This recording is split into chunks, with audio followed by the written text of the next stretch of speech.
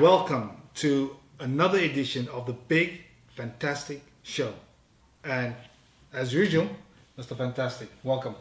The Big Mike, are you well? I'm fantastic, Good, man. good. Absolutely. I like so I'm looking forward again, and I always get excited when I come to the studio, and I am going to talk to you, of course, and about topics that really impact on people on a day-to-day basis. Whether you're an employer, when you're owner of a business, where you employee, or you're a manager or leader in various capacities, and it's always awesome for me to touch on these topics because I know it's always a topic of discussion. So, Mr. Fantastic, tell me.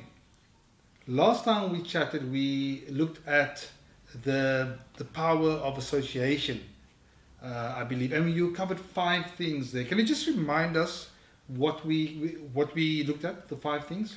Yeah, we looked at the spiritual side, financial side, and tonight we want to look at the people side, but there's as well the mental side and the health side of the power of association. So, about tonight, Mr. Big Mike, is that I want to really stand still and speak about the people element of the power of association. And there's a couple of elements within this power of association with people that touches on the other elements of spiritual, financial, mental, and health. But the broader view is that it's about association with the right people. Right. Surrounding you with the people that will develop you. Yes. I recall vividly the other 2 discussions around the spiritual and financial, and there were some elements of people involved. But I get a sense that we're going to have a look at exactly what impact the people that you surround yourself with have on your life. So, so if I, on an ordinary day, I mean, if I woke up from my bed and I started my day off and I moved through the day, how would that sort of association in terms of people impact my journey to kind of self-development? I think it's important to know and to realize that, sad to say, but 1 out of 3 people that you engage with on a daily basis has the intention of not allowing you to be the best that you can be. And it is a negative statement, but it's true. One out of every 3 people that you engage with does not have your best interests at heart. So when you wake up in the morning, a typical day, you wake up, you go to work, and you come back to home, that's your day. So if you take it, you wake up in the morning. The first person you engage with most probably is your wife. Now if you don't have a wife, then it will be your girlfriend. If it's not your girlfriend, then it'll be your partner. So you engage with this individual. Now traditionally the individual will be like, it's another day, I don't want to go to work, is it Friday already, is it weekend, or good luck with your day, and a little smooch on the chin, and there you go. But what if that individual turned around and said, I don't want to make small talk, I want to let you know that when you set your foot out of this house or this flat or this building, you are a unique individual that can make anything happen, and you can change the world, you as an individual, and I have the belief in you to set yourself on your way every day to your place of work with that type of message. Can you imagine the kind of inspiration that will leave you with? That must be absolutely wonderful. I mean, of course, one gets so used to kind of being with your partner or your what they say, better half. Make sure that is your better half, that person backs you 100% and believes in you and sets you off in a positive way to face the dragons as such. Of course, with me, as you know, when I wake up, the first person I wake up with is myself. So I affirm that to myself first thing in the morning. Myself, are you okay? Great, you're 100%. Go for it, buddy. So, and then of course I turn to my partner and just affirm, just by the way. Who's the man? Yes. So now we joke about it, but it's very important that self-affirmation is also very, very important. So you touched on people that drag you down, and it's based on lots of jealousy, envy, insecurity, and so if I can't do it, you can't do it.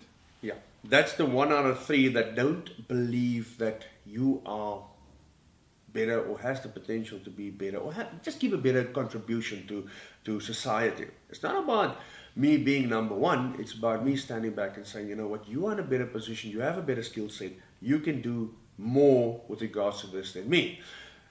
On that point, you at work, as an example, because most people spend most of their time at work. So it's important to understand that in the workplace, the ratio from 1 to 3 actually goes up to 2 out of 3 people that don't want you to proceed or succeed or actually be better at their job, at relationships, or at achieving results than what you are. So if you find yourself in a workplace where you know there's a little bit of backstabbing and there's a little bit of envy and those type of things, you need to know how to handle this. That is key. I think we have to make peace with it. I think that we are dealing with people, the people element after all.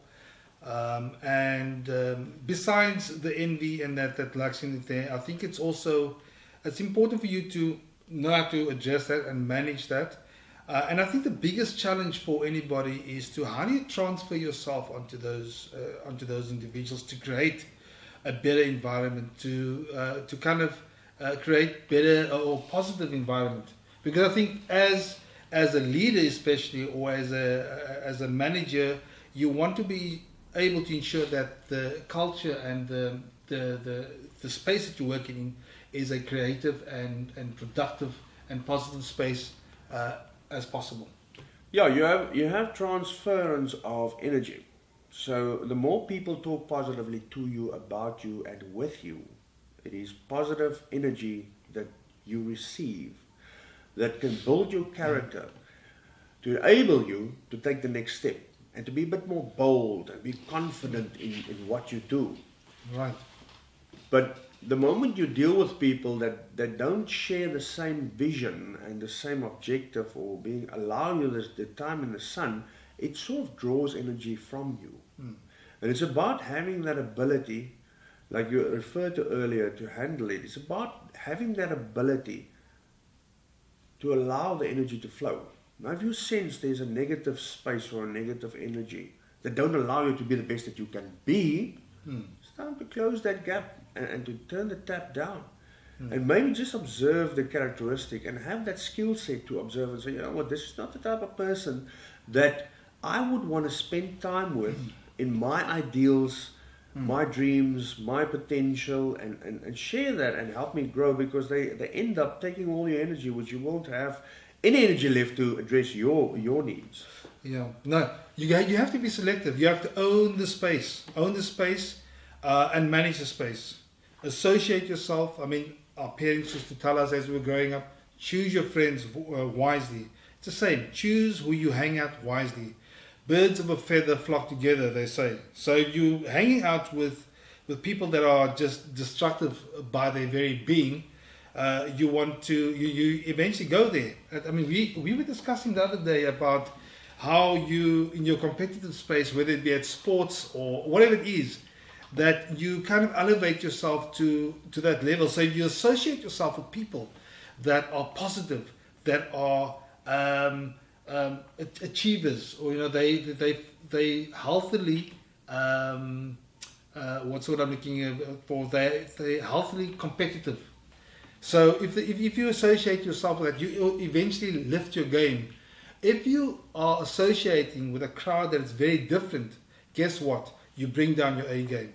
You become the C player. So important to associate yourself with the correct crowd. Absolutely, and just to have the skill set to differentiate between good intent or good face value.